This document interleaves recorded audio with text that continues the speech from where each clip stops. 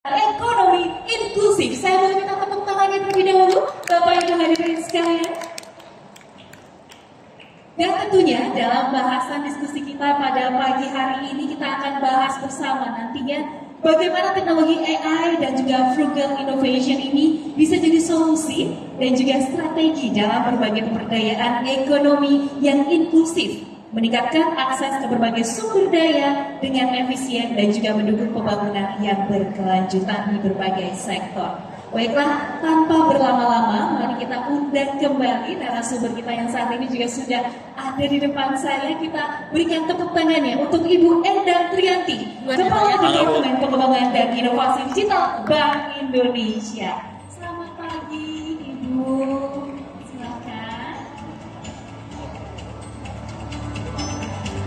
Dan kemudian sama-sama kita berikan tepuk tangan yang meriah kepada Bapak Profesor Dr. Suyanto, STMSC dari Telkom University. Selamat pagi Bapak.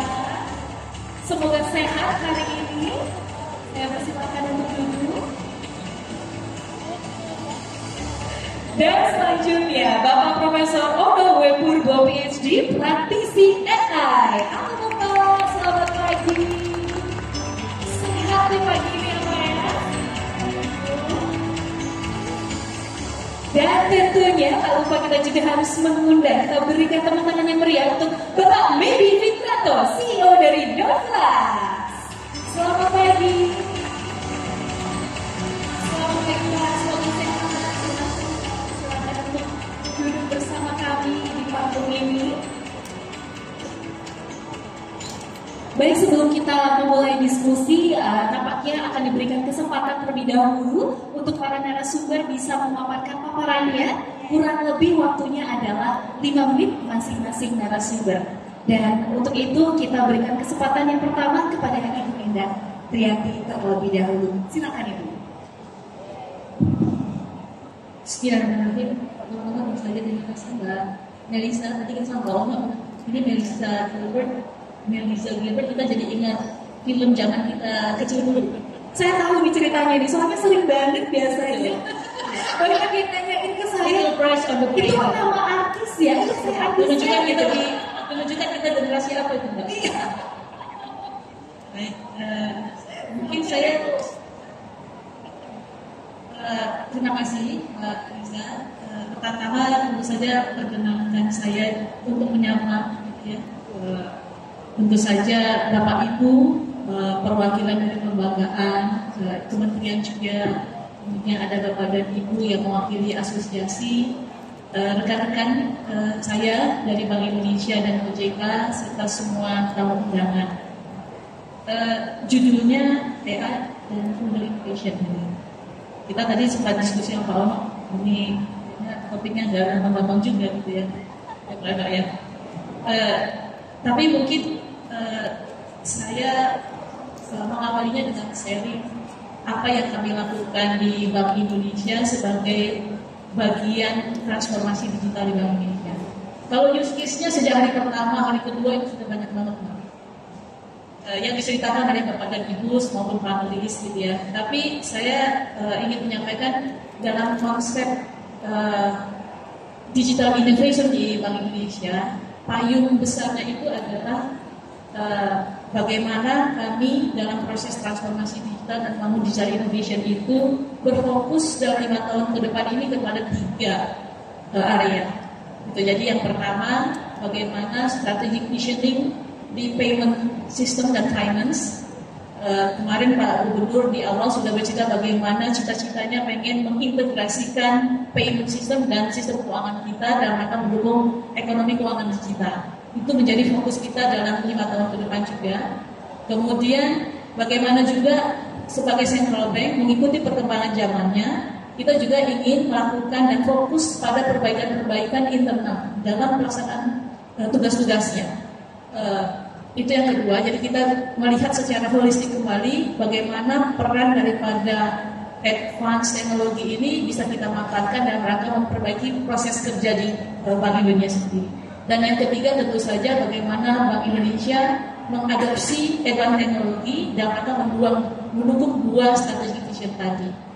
dari tiga strategic vision ini kira-kira sebetulnya apa sih programnya kita? Nah, dari tiga area ini tentu saja yang pertama dalam konteks payment system dan finance ada key program yang kaitannya dengan bagaimana kita mengintegrasikan sistem keuangan kita menjadi bagian daripada backbone di perekonomian digital Bank Indonesia dalam rangka penyiapan infrastrukturnya. Jadi area-area nanti yang akan kita bangun itu adalah bagaimana kita memperkuat retail sistem infrastruktur. Kita sekarang sudah punya BIMAS. Kalau di hari pertama sudah ditunjukkan bagaimana pertumbuhan daripada transaksi yang memanfaatkan yang nanti akan berdampak kepada kapabilitas BIMAS. Jadi kita pengen perkuat fast payment karena dia dapat tugas lagi untuk juga mendukung transaksi-transaksi yang mengcover seluruh Indonesia dengan overlay transaction kerjasama dengan fintech, inovasi-inovasi di depan yang menjangkau tadi area-area dan industri-industri yang lebih inklusif. Jadi itu target kita. Yang kedua masih dalam konteks sistem keuangan, wholesale juga kita perkuat. Sekarang sejak beberapa tahun kemarin kita sudah mulai introduce eksplorasi digital kita di digital rupiah, yang sekarang mulai masuk kepada tahap kita akan coba untuk masuk ke digital aset yang lain, which is security digital, digital securities. Jadi keseluruhan daripada inisiatif-inisiatif di payment itu dalam rangka mendukung ekonomi keuangan digital dalam melakukan penguatan-penguatan, termasuk bagaimana kita combating fraud yang sudah disampaikan Pak Yuda tadi. Kalau semua sudah interconnected, semua digital, maka tantangan salah satu yang pertama tentu saja adalah fraud, cyber, dan seterusnya. Dan yang kedua ini lebih banyak bicara mengenai perbaikan-perbaikan internal, bagaimana kami memanfaatkan juga artificial intelligence dalam membantu mengimprove proses-proses kerja di dalam. Jadi kaitannya dengan konsep digitalisasi itu, disitulah titik di mana kita nanti juga punya yang namanya fokus-fokus di AI yang kami bedakan atas tiga. Bagaimana AI bisa improve proses kita untuk perumusan kebijakan, kami bilang AI promosi. Kemudian bagaimana AI juga bisa dipakai untuk improve productivity, proses kerja yang memang bisa didelegasikan dan didukung oleh AI itu juga menjadi fokus kita. Dan yang terakhir ini yang juga paling utama dan mungkin pada kesempatan event ini yang konteksnya paling relevan itu adalah bagaimana AI juga bisa kita manfaatkan for public services. Jadi itu area-areanya yang dalam konteks programnya saya mungkin tidak terlalu detail. Namun apa yang penting kalau kita konteksnya kan Google ya, Mbak ya. Gitu. Tadi bicara mengenai use case-nya, bagaimana inovasi dalam bisnis modelnya sudah diceritakan cukup banyak. Tapi mungkin saya pada kesempatan ini touching kira-kira teknologi yang seperti apa sebetulnya yang kita manfaatkan dalam rangka mendukung itu. Yang jelas sesuai dengan Pak yang sudah sampaikan tadi, ada beberapa prinsip sebetulnya yang menjadi landasan utama kita pada waktu kita provide solution. Yang pertama harus punya impact. Jadi use case-nya tadi sudah bilang, ada trace, ada quick fast, harus punya impact use case-nya. Nah, impact yang besar itu tentu saja perlu dukungan kemampuan teknologi yang scalable juga. Gitu. Jadi prinsip utama dalam konteks pemilihan dengan impact yang besar, coverage yang besar, maka teknologi-teknologi yang mudah dalam konteks scalability itu juga menjadi salah satu yang kita gunakan. Dalam hal ini diantaranya tentu saja kalau kami itu 2-3 tahun ini cukup strategis dengan BIMAS. BIMAS itu pertumbuhannya sangat eksponensial.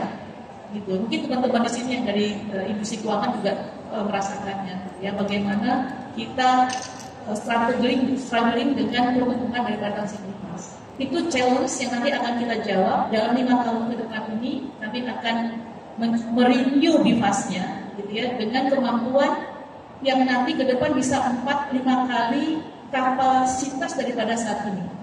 Itu yang kita provide. Ya, Ibu Enda mungkin bisa dipercepatkan. Oke, waktunya sudah 5 menit sebenarnya. Oke, baiklah. Mungkin saya cepat saja. Jadi diantaranya yang mungkin yang konteksnya juga cocok dengan saat ini adalah bagaimana nanti kita sebetulnya combating daripada fraud. Itu yang paling utama dalam Google yang dominan pada saat ini. Fraud itu bekerja dengan network. kecepatan network itu sangat dimanfaatkan oleh fraudster. Maka combatingnya harus juga dengan dengan network. Jadi itu salah satu pendekatan frugal yang akan kita lakukan dalam konteks ini. Nah, mungkin itu dulu. Jadi ada 4 tadi. Pertama adalah impact, kemudian resource yang efisien sudah disampaikan, accessibility tadi Pak Yuda sudah banyak cerita, dan yang terakhir sebetulnya ini teoritis pendekatan Mbak yang green atau sustain. Tapi buat kasus kita mungkin kita akan ke sana dalam kondisi secara bertahap. Mungkin saya sampai di sini dulu, saya kembali. Baik, terima kasih Bu Enda untuk presentasinya. Maaf kalau waktu yang cukup singkat ya Bu ya, tapi semua kita bisa berdiskusi setelah ini. Baik, selanjutnya saya persilakan kepada Bapak Profesor Dr. Suyanto untuk bisa memaparkan paparannya. Silakan Pak, 5 menit ya Pak ya. Baik, terima kasih Bu Enda. Baik, teman-teman semuanya, kemudian menyampaikan dari sisi akademik. Next. Global challenge ini kita bisa nikmati bahwa masih banyak sekali warga dunia yang 3% masih belum punya akses internet, dan di Indonesia ada 26% yang kekurangan terkait dengan akses internet. Ini memunculkan isu terkait dengan challenge untuk membangun AI yang perlu dengan global innovation. Next.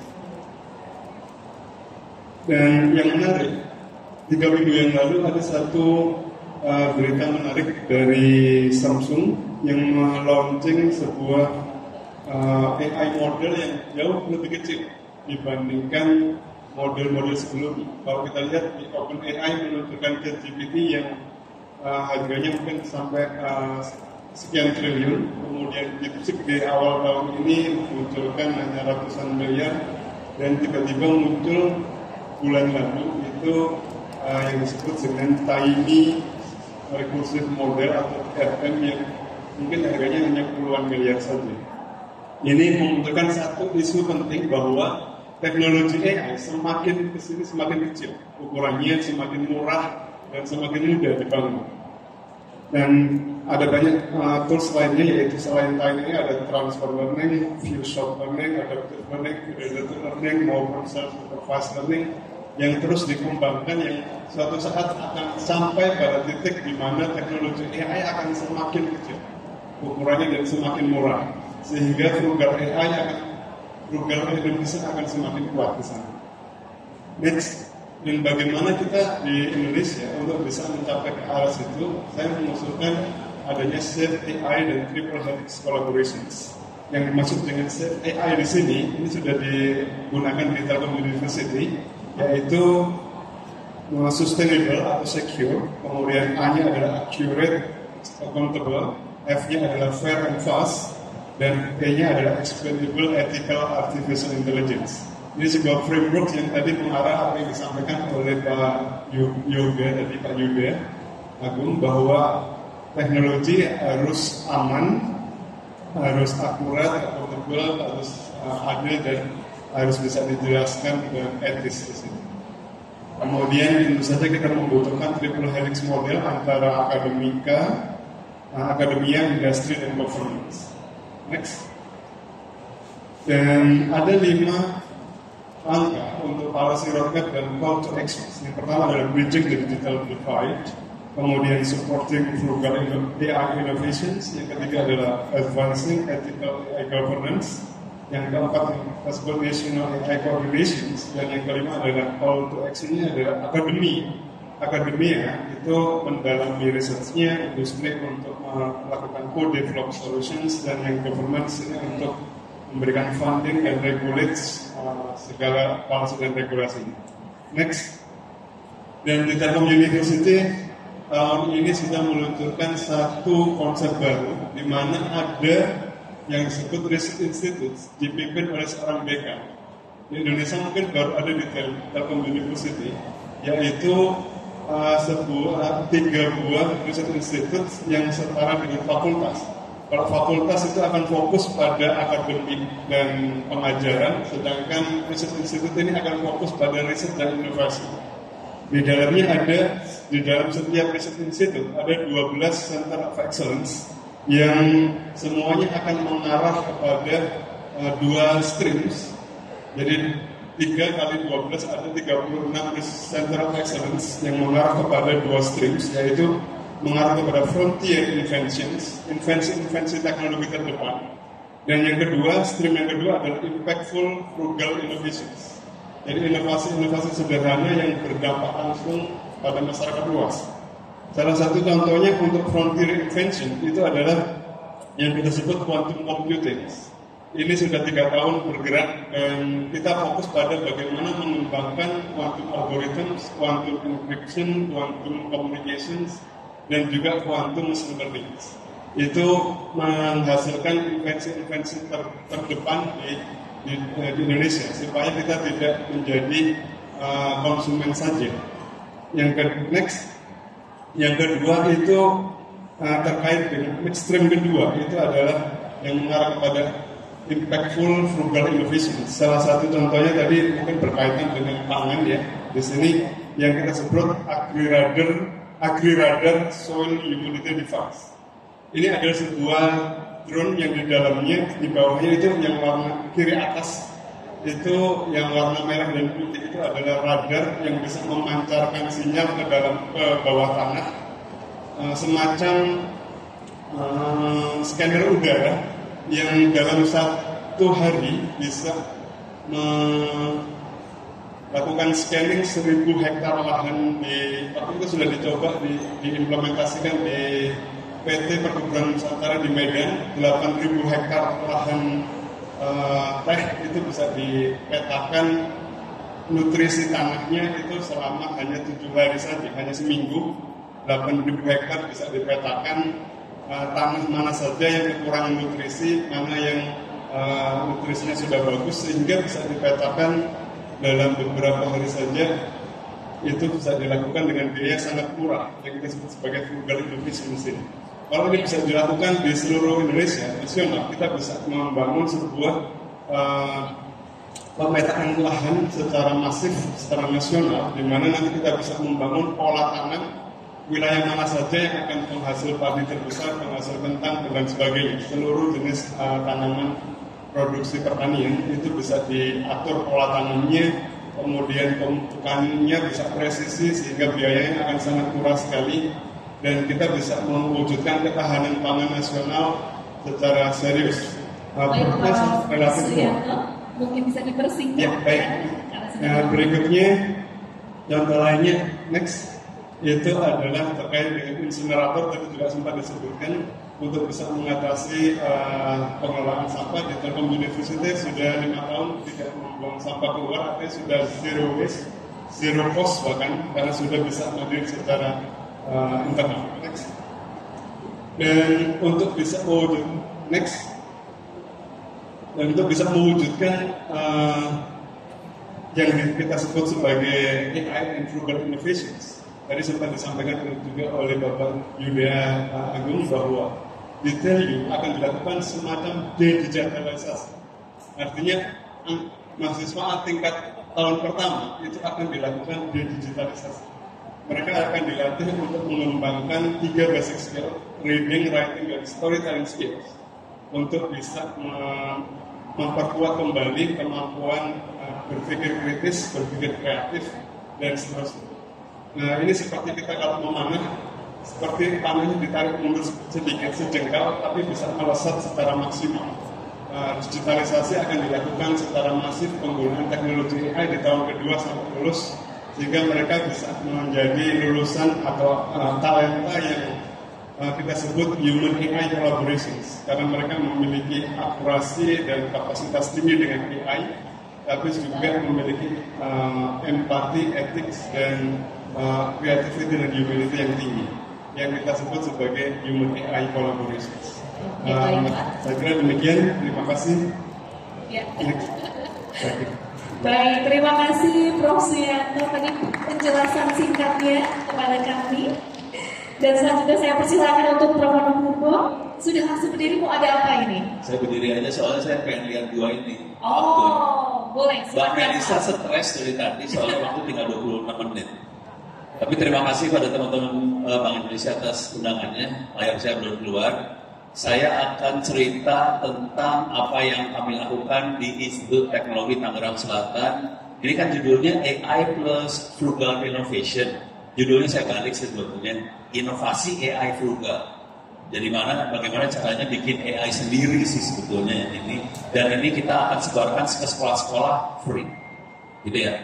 Next. Silahkan di-download buku-bukunya.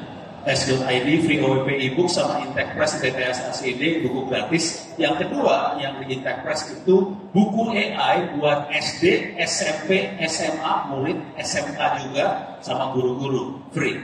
Hari ini yang sudah download sekitar 4 juta di Republik ini, karena free. Dan juga kita ngasih training guru-guru free, pakai Zoom dan sebagainya. Gitu ya, jadi free semuanya. Next.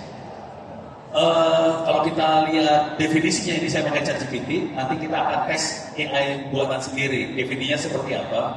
Kira-kira ini AI yang murah meriah lah, kira-kira kayak gitu. Next. Ini kira-kira ciri utamanya, tapi yang penting adalah ciri utama yang nomor 3. Oke. AI buat sendiri, dia harus open source terbuka. Kira-kira itu kuncinya. Dan orientasinya lebih ke manfaat sosial supaya bangsa ini bisa pintar, bisa mandiri, bisa berdaulat, kira-kira gitu intinya. Ini saya nggak mau bohongan ya, kita bikin sendiri dan bisa dijalankan pakai CPU biasa bekas, harganya 1 juta rupiah. Jalan. Kenapa kita bisa kayak gitu? Karena kita pakai model G-M 3 yang 270M. Kalau tadi Pak Suyanto saya lihat masih berapa B itunya ya. Kalau ini 270M kecil banget, pakai CPU biasa bisa. Next. Oke. Ini tujuan utamanya untuk masalah demokratisasi AI, kemudian kedaulatan data dan keberlanjutan teknologi. Kira-kira itu tujuan akhirnya, kira-kira gitu. Intinya supaya bangsa ini benar-benar bisa merdeka, tidak tergantung, tidak dijajah oleh asing, kira-kira kayak gitu. Supaya duit kita tidak ke Kamboja sama pinjol. Next. Nextnya dulu, next. Susah. Oke. Ini alat yang dipakai. Tool ini yang diomongin semuanya free ya. Oke. Kita pakai open source. Untuk large language modelnya kayak ChatGPT-nya kita pakai lama itu free. O-nya itu open. Untuk buat database-nya supaya kita agak pintar sedikit, kita butuh retrieval augmented generation. Kita jalanin di Open Web UI. Untuk mainan grafik, bikin film, bikin video, pakai prompt, kita pakai Open Web UI. Terus connecting, misalnya mau connect ke Wi-Fi, ke WhatsApp, ke Telegram, ke email, ke database, ke perbankan, itu semua bisa disambungkan pakai N8N. Okay. Webinarnya mungkin akan dilakukan free juga, sekitar 2-3 minggu lagi. Semua ilmunya bisa diambil yang di bawah ini, yang monocenter.org/wiki itu bisa diambil cara instalasinya. Saya kasih icip-icip bentuk teksnya seperti apa. Next. Ini cara instalasinya. Minta maaf tidak manusiawi, tapi ini bisa dikerjakan. Okay. Bangsa ini ada yang bisa mengerjakan kayak gini dan banyak yang bisa mengerjakan kayak gini, terutama anak-anak SMK bisa mengerjakan kayak gini. Nanti kalau dibaca buku AI buat SMK-nya bentuknya kayak gini. Jadi harapannya, jadi buku-buku yang tadi saya sebutin buat SD, SMP, SMA, SMK itu targetnya bukan membuat bangsa ini jadi user AI, enggak. Bangsa ini buat bikin AI dari SD. Gitu ya, parah ini. Tapi saya yang jadi masalah bukan itu ya. Gurunya nggak ada, jadi kita harus bikin guru sih sebenarnya. Next, oke. Ini cara installnya juga, kayak saya harus bikin catatan apa yang harus diinstal, ini cara install lama segala macam. Next aja, pasti pusing kepala melihat kayak gini. Ini model-model yang kita bisa download. Jadi modelnya bisa download, ini free ya, model-modelnya free semua. Yang saya pakai, yang sering saya pakai buat sekolah-sekolah terutama ada 2, itu ada kelihatan ini lama dan agak ke bawah ada G-M 3 270. Itu yang saya pakai. Dan kita lagi berjuang supaya buku-buku pelajaran SD kayak bahasa Indonesia, PPKN segala macam dimasukkan jadi model supaya kita nggak usah upload buku lagi. Jadi siswa bisa nanya ke model lokal tadi. Kita bisa aja ngecun buat tadi pertanian, buat petaninya, buat segala macam bisa kita tune sih sebenarnya. Modalnya kecil, jadi bisa ngecunnya gampang. Next. Oke, ini tampilannya kalau sudah jalan, coba lihat alamatnya di atas, mudah-mudahan kelihatan, nggak kelihatan karena kecil banget di atas. Alamatnya bukan domain, kan biasanya chatgpt.com atau apa ya, Gemini, google.com. Ini alamatnya 192.168.0.173. Bentuknya nomor, berarti itu bukan di internet, lokal. Tapi kalau lihat tampilannya, mirip banget sama ChatGPT. Jadi tampilannya kayak gitu banget. Kuncinya ada di sebelah kiri. Kiri ada nomor 1, 2, 3, 4, ada tulisan workspace. Di situ kita upload dokumen-dokumen buat training knowledge yang kita inginkan supaya bisa ditanya. Misalnya, saya pengen AI ini untuk finance, ya kita upload aja dokumen-dokumen finance. Gimana caranya supaya usaha bisnis bisa nanya ke situ lokal. Kalau kita pengen untuk masalah biologi, upload buku-buku biologi, dia bisa jawab. Kalau kita pakai Gema 3, walaupun dia 270M, dia bisa bahasa Indonesia, bahasa Inggris jalan juga sih. Next, ini masih di website yang sama 192.168.0.173. Di sebelah kanan saya nanya hal yang sama. Tolong buatkan definisi frugal, AI frugal keluar langsung biar gua pikir. Walaupun dia cuma 270M, dia bisa jawab juga, gitu ya. Jadi oke lah sih sebenarnya. Ini akan kita hari ini kita udah nyebarin perusahaan digital, ada e-learning, ada Wikipedia offline, kita online, kita sebarkan ke sekolah-sekolah. Ada ratusan sekolah yang sudah terima. Kalau saya ceritain kisahnya seru sih sebetulnya. Tapi dan ini tidak pakai anggaran pemerintah ya. Ini semua yang saya omongin tanpa APBN. 0 rupiah dari APBN jalan. Gitu ya. Dan saya akan kirim 1 harddisk ke teman-teman Bank Indonesia di Aceh sih sebetulnya. Tapi kalau Bank Indonesia yang lain mau, ya bisa saya kirimin juga, nggak masalah.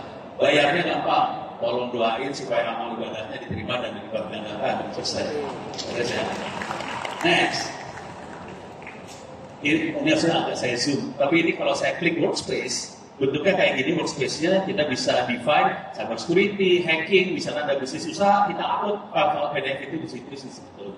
Jadi kita bisa upload sih sebenarnya. Lokal, ini semua lokal tidak pakai internet. Konsekuensinya kita taruh di daerah 3T, nggak masalah. Internet nggak ada, nggak masalah sebetulnya. Jadi internet tidak dibutuhkan buat ini semua sih sebetulnya. Cuman kemarin teman-teman BI Aceh udah ngomong ke saya, kita butuh nih buat krisnya supaya jalan. Udah lu ngomong sama dinas Kominfo punya sambungan sampai ke desa-desa sih sebetulnya. Gitu, jadi bisa kayak gitu. Next lagi. Ini yang Confi UI. Ada di server yang lokal sama, kita bisa bikin gambar. Ini semua pakai prompt ya. Pakai prompt kita bisa bikin gambar, bisa bikin suara, bisa bikin video. Cuma kalau udah sampai ke video, sampai suara, itu kita butuh GPU kenceng sih. Jadi nggak frugal banget sih. Tapi kalau cuma gambar ini semua nggak frugal sih. Jujur butuh GPU. GPU harganya sekitar 5 jutaan yang kecil ya. Kayak RTX 4060 sekitar 5 jutaan. Ya agak mahalan 7 juta lah. Saya pakai komputer gaming anak saya format sih. Tapi jangan bilang-bilang anak gue. Silahkan dibersihkan ya Prof. Oke, next. Gue tau dia stres soalnya. Ini tampilannya yang Confi UI. Jadi kita masih prompt sebelah kiri, keluar gambar sebelah kanan ya. Bisa paham ini nggak manusiawi. Next. Ini adalah N8N. Kita lagi kemarin ke Sumedang, UMKM pada mintanya sederhana aja. Bisa nggak bikin AI buat help desk?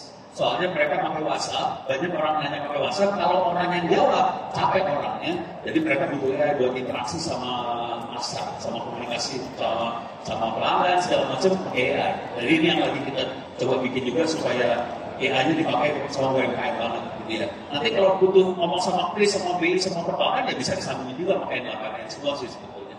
Next. Sekali lagi, semua bisa belajar sendiri. Bukunya free, SD, SMP, SMA, SMK free.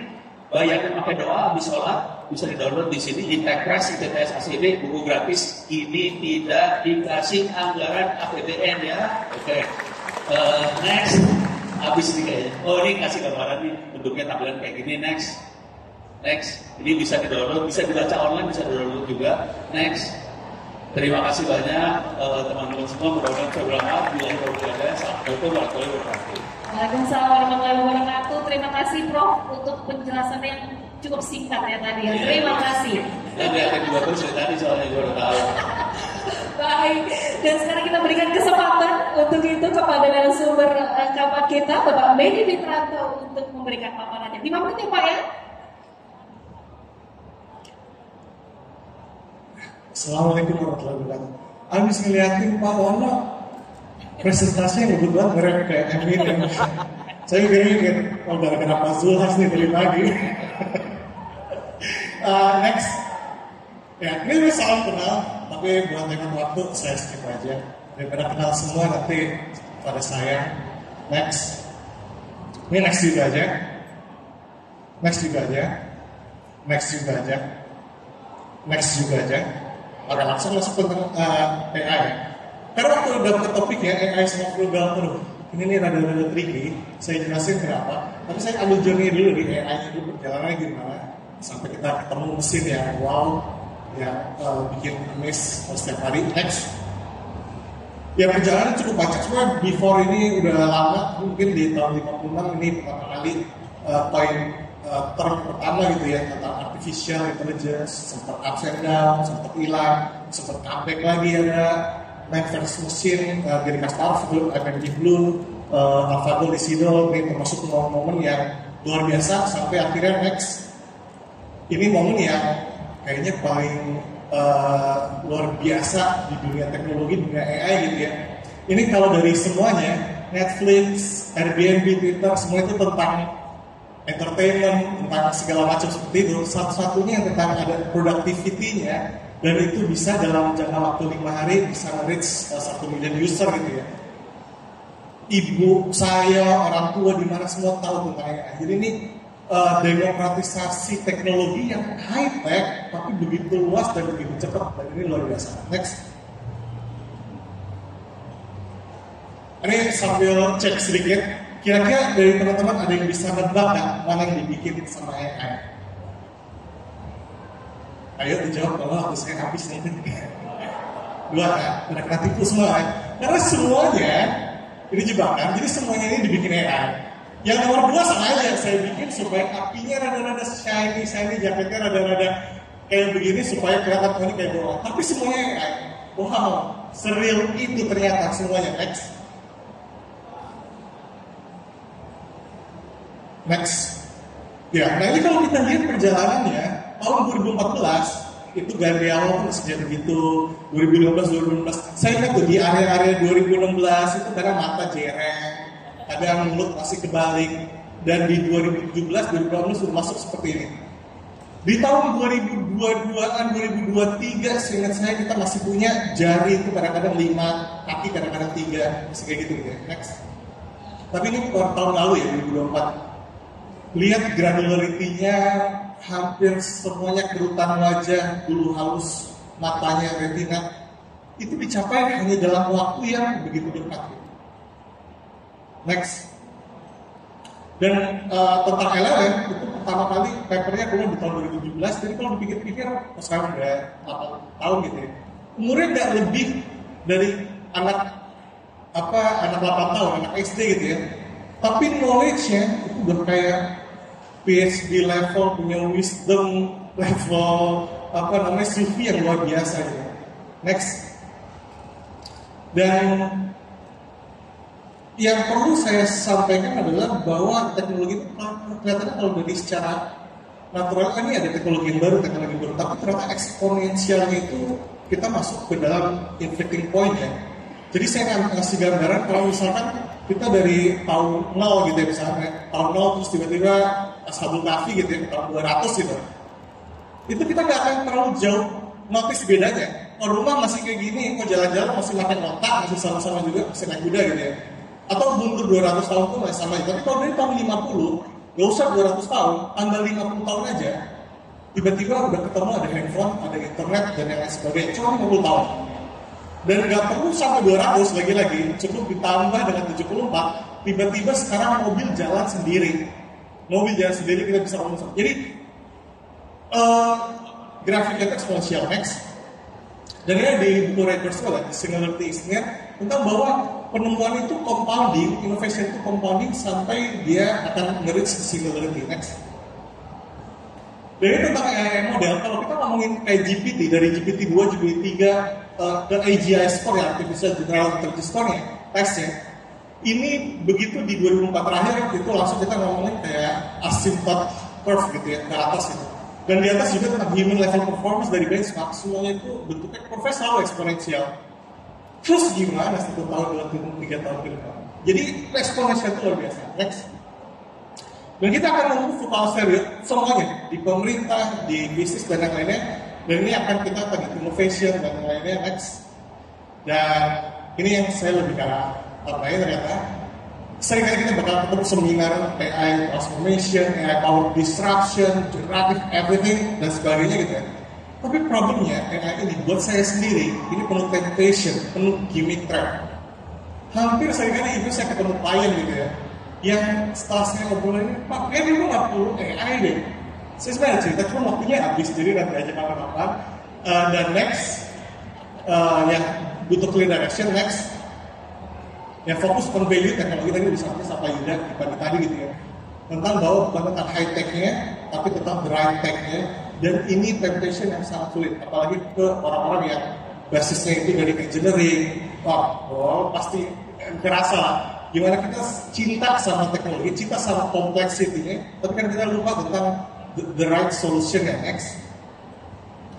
Dan Steve Jobs pernah sampai ini populer dari dia gitu ya, bahwa dia termasuk yang dibilang I've made this mistakes hundreds of times gitu ya, karena dia selalu tergoda sama teknologinya, tapi ternyata yang harus dia lakuin adalah start dari customer lalu move teknologi backwards. Tapi akan sangat sulit karena AI tadi begitu seksi, begitu disrupting, dan kita selalu start. Ini AI ini bisa buat apa nih? Dan itu udah start yang agak kurang pas sebenarnya. Next. Dan di bagian menurut saya AI can unlock many things, dan agak bingung karena saya termasuk innovator AI, tapi saya bilang kayaknya nggak semua harus AI, dan frugality remains as what truly matters. Itu dari saya. Terima kasih. Baik, terima kasih. Dan tentunya ini karena waktu kita sangat singkat, ya mungkin saya akan hanya melontarkan satu pertanyaan saja untuk semuanya. Karena saat ini AI dan frugal innovation ini bisa dibilang sudah dilakukan ya di wilayah-wilayah, terutama mungkin daerah terpencil, karena ini sangat cocok sekali dilakukan di daerah-daerah terpencil gitu. Nah, apa sebenarnya saat ini menjadi tantangan dan juga solusinya seperti apa? Mungkin dari masing-masing, bisa dari Pak Purba dulu atau siapa dulu yang ingin menjawab terlebih dahulu? Ibu Endang, silakan. Jadi kebetulan saya kayaknya nggak kayak orang rap juga mas. Kalau saya melihatnya ada 4. Pertama dari area data itu quality, keseimbangan antara efisiensi sama akurasi kalau kita bicara nilai program. Yang jelas nanti ada kemana dan privacy juga. Itu yang pertama. Yang kedua, ini buat kami Pak Ono dan teman-teman juga, software sovereignty. Saya dengan teman-teman di BI boleh dikata itu adalah early adopter. Tapi kami semakin lama semakin khawatir karena ketergantungan kita dengan solusi-solusi dari luar sebetulnya. Jadi software sovereignty. Kami akan ada seperti Pak Ono tadi buat solusi, helpnya boleh juga dari Pak Base-nya. Kemudian dari Pak Medi juga. Yang berikutnya talenta digital tentu saja. Karena ini boleh dikatakan advance teknologi juga. Talenta Pak Ono bilang udah habis stoknya. Gitu. Jadi even tahun pertama stok udah nggak ada. Jadi talenta matters, dan yang terakhir itu adalah cyber security. Gitu ya, kalau saya jadi cyber security itu kalau kami melihatnya misinya itu bukan menambahkan BI tapi bagaimana ekosistem sebetulnya. 4 itu ya. Baik, terima kasih Ibu Endang. Mungkin selanjutnya dari Prof. Siapa? Ya, baik, terima kasih. Ada 3 hal yang menjadi saya rasa. Yang pertama resources, yang kedua talent, yang ketiga adalah regulation. Oh, regulation juga ya? Jadi 3 itu yang menjadi poinnya. Yang pertama resources, ini terkait dengan data yang harus dilanjutkan. Kemudian model yang dibangun itu mestinya dari akademisi. Kemudian yang terkait research juga itu adalah terkait dengan jaringan komunikasi. Nah, yang kedua terkait talent, tentu saja talent ini juga menjadi isu penting karena digitalisasi yang sangat masif sampai ke seluruh wilayah di Indonesia membutuhkan upskilling dan reskilling talents. Yang ketiga adalah regulasinya. Regulasinya mesti mudah dan bisa cepat diakselerasi. Saya kira itu. Oke, baik. Terima kasih. Prof. Suyanto selanjutnya dari Prof. Ono tergabung. Terima kasih. Kalau kita orang teknik biasanya akan ngomong 3 hal: people, proses, teknologi. Proses biasanya regulasi, SOP, segala macam. Mudah-mudahan nanti kritik dari Pak Yanto akan merubah regulasi supaya lebih berpihak pada kita yang develop. Oke. Yang kedua, teknologi. Saya nggak khawatir sama teknologi, jujur. Apalagi teknologi bisa dibeli sih sebetulnya, tapi jangan sampai kita kekunci, terjajah. Kuncinya itu, makanya saya cari pakai open source. Jadi teknologi nggak terlalu khawatir apa. Yang saya paling khawatir adalah di manusia, SDM. Itu saya khawatir banget. Karena tadi, saya ngomongnya enak ya, ada buku yang bisa di-download, yang download 4 juta orang download. Masalahnya bukan itu ternyata. Bangsa ini butuh 60.000 guru yang ngajarin AI di SD, SMP, SMA. Dan manusia itu nggak ada. Jadi kita punya masalah. Dan kita butuh 600.000 talenta digital per tahun yang bisa engineering dan IT atau AI. Hari ini seluruh lulusan perguruan tinggi totalnya 600.000. Gimana caranya kita bisa bikin 600.000 engineer? Itu 600.000 yang lulus, itu hanya 9% yang engineer. Kita punya masalah lagi. Sarannya gampang sih, bapak-bapak ibu harus bikin anak yang banyak supaya kita oke. Nah itu bohong, yang tadi terakhir ngibul, yang terakhir ngaco, Tapi kira-kira itulah poinnya. Mudah-mudahan kalau ini poinnya udah nyampe, mudah-mudahan nanti bangsa ini bisa terbang. Oke, terima kasih Pak Ono. Boleh selanjutnya Pak Medi, bagaimana tantangan dan juga solusinya? Jadi kalau tantangan, orangnya rada gak asik. Apapun masalahnya di Indonesia, costnya itu korupsi menurut saya sih, korupsi birokrasi. Jujur, masalah investasi, FDI masuk, masalah segala macam problemnya sana. Jadi ada yang gak asik di sana. Nah, cuma tadi saya tentang AI dan AI. Jadi lumayan saya menarik pengalaman waktu di China gitu ya. Kita hampir semua transaksi itu saya lihat udah pakai muka, terutama di warga lokal gitu, di Hema Store dan yang lainnya dari Alibaba itu pakai face. Dulu di waktu itu saya berpikir, wah ini the future, Indonesia akan kayak begini pada masa yang akan datang gitu kan. Tapi saya melihat curious dan saya lihat, wow, ini simple solution, works, democratized dan luar biasa. Kalau tadi Pak Yuda cerita tentang di barbershop, saya beli cakwe sama leker di pinggir jalan, saya bayar pakai kris, jadi bisa. Dan saya lihat ini beyond China dengan face-nya, dan saya jadi berpikir, walaupun saya termasuk pendevelop face recognition, tapi saya tidak berpikir di Indonesia harus pakai face recognition untuk bayar. Ya. Apa sih yang dibutuhin kalau handphone kita mati sebenarnya? Seberapa sering sih handphone kita mati?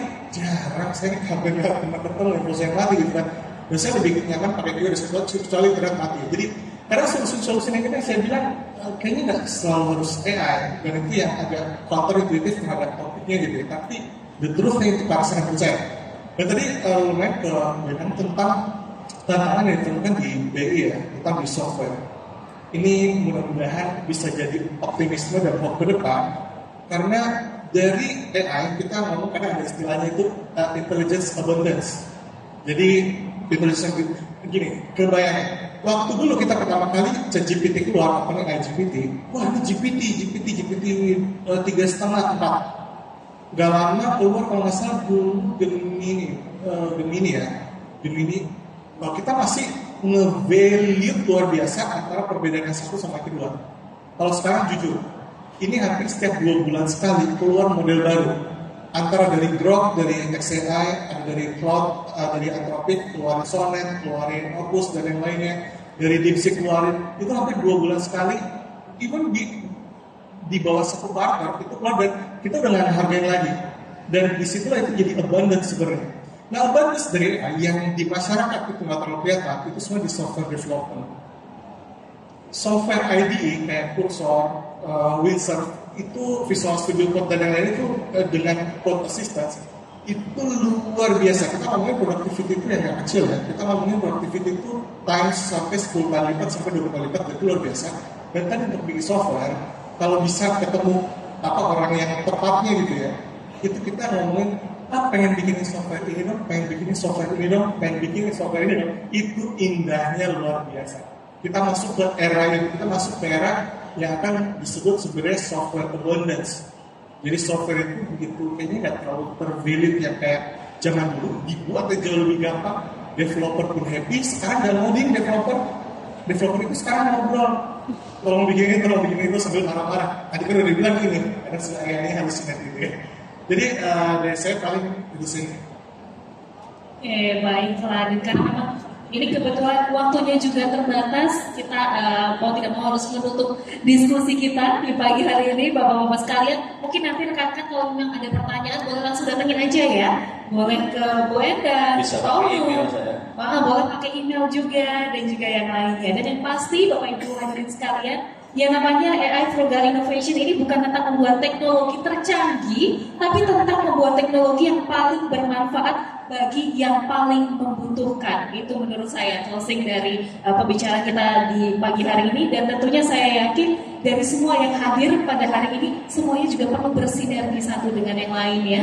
Ini yang paling penting supaya itu tadi saya bilang, karena ini sebenarnya solusi yang terbaik untuk mereka yang ada di daerah terpencil. Nggak bisa dilakukan sendiri, harus dilakukan sama-sama, sinergi bersama-sama.